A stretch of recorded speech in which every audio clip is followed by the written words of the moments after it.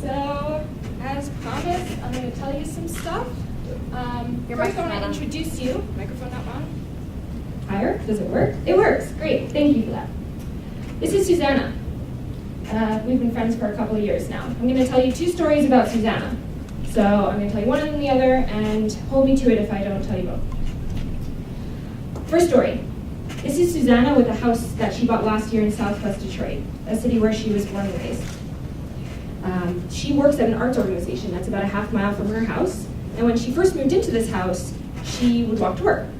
And as you know, in Michigan, when winter comes, the sun sets earlier, and she found herself in winter walking home at night in the dark, and that made her feel really unsafe. So she stopped walking home. She started driving to and from work. And as you might imagine, this radically changed her experience of her community, because all of a sudden she was driving past her neighbors, not walking by them.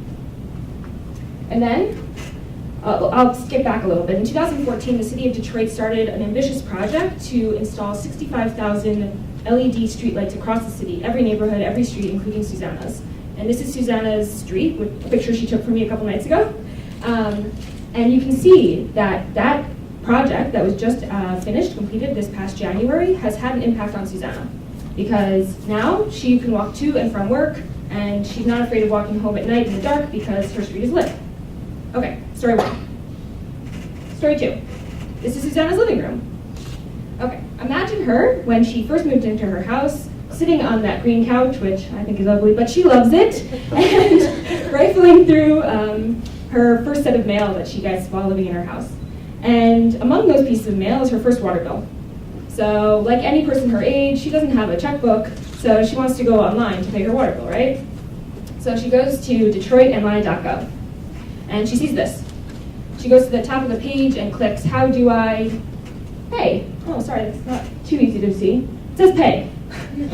And she clicks pay, and then she gets taken to this page where she can see all of the things that she might possibly want to pay for, and she finds the one that's relevant to her, water, and she clicks water, and she gets taken to this page, which, as you can see, has the City of Detroit logo in the upper left-hand corner, but is actually a contractor's website, which she wasn't made aware of when she clicked that I want to pay for my water bill button.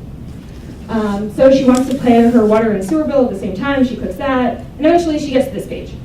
And this is where things get really interesting, because she puts in her 16-digit account number that's on that paper bill that she was looking at on that green couch. And she gets to her page, her account page. But it's actually not her account page. It's someone else's.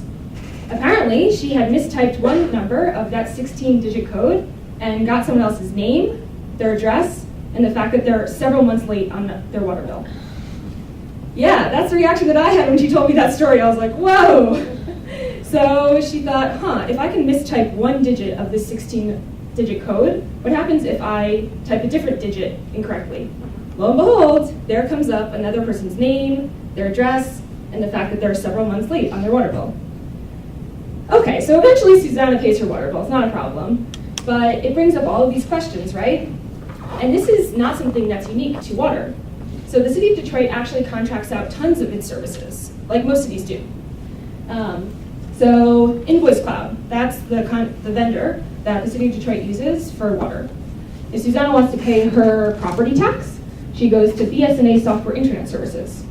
If Susanna wants to pay a parking ticket, she goes to Duncan Solutions, which I've done several times, sorry. If she wants to pay a district court ticket, she goes to ePay. And if she finally gets a dog and wants a dog license, she goes to License Pet. And if you click this is a fun fact, if you click the privacy statement on License Pet's website, you get a 404 error. So you can see the sort of things that are happening in the city government. But the city website doesn't tell you any of that.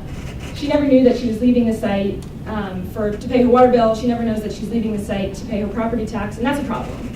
That lack of transparency meant that Susanna felt deeply unsafe using these core services in the city that she feels so devoted to, and her neighbors that she wants to remain in her house, right?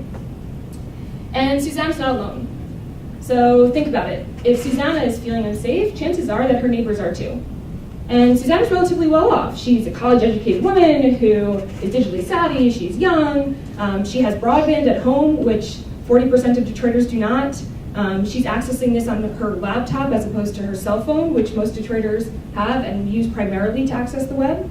And if all of those things are true and she's at a relative advantage, you can only imagine how her neighbors are feeling when they're going to these sites and realizing that their data isn't safe. Does anyone know where this is? Scream it out.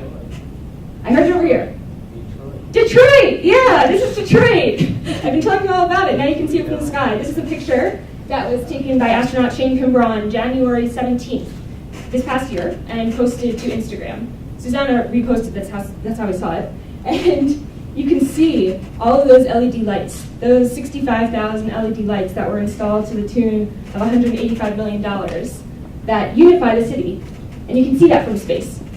You can see that unification from space. It's this broad network of lights that connect people to each other, the neighborhoods to each other, and people to each other.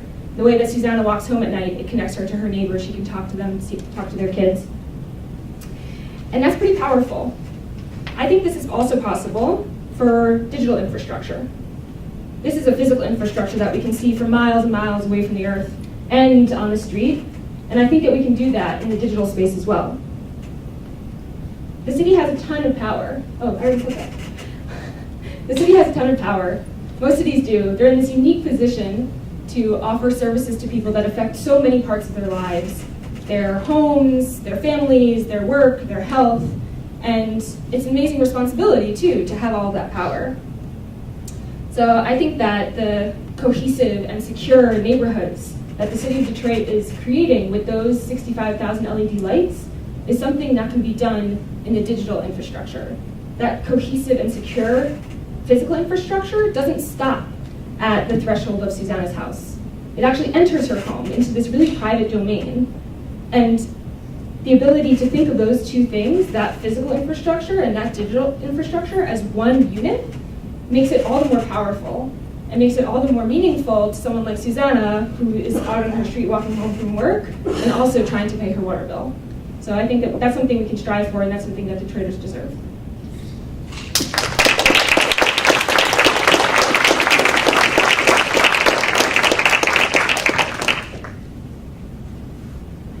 Easy questions only.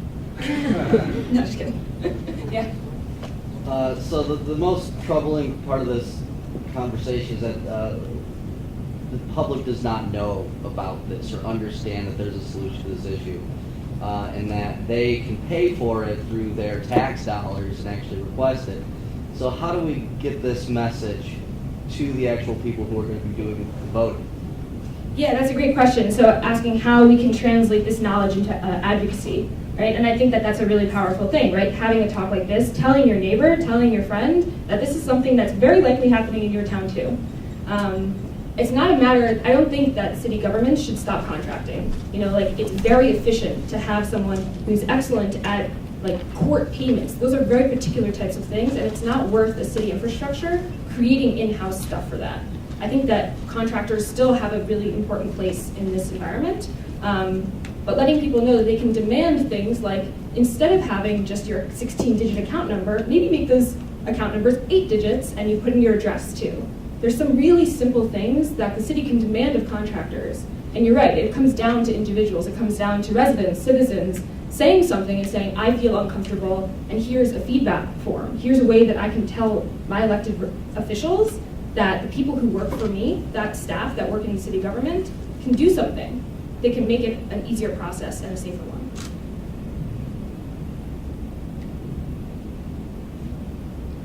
Thanks.